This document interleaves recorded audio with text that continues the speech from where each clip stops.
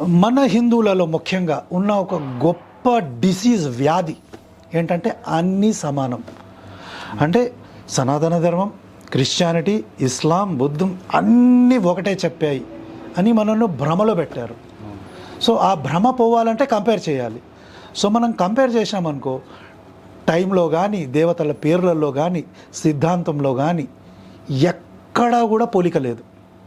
So పోలికనే లేకుంటే అన్నీ ఒకటని ఎట్లా చెప్తాం? ఇప్పుడు సనాతన ధర్మం ఉంది. ఇప్పుడు ఏ కృష్ణుడైనా, ఇప్పుడు క్రిస్టియన్ ఉన్నాడు, క్రిస్టియన్ ఎప్పుడైనా వచ్చి యేసు కృష్ణుడు ఇద్దరు ఒకటే అని చెప్తాడా? చెప్పడు.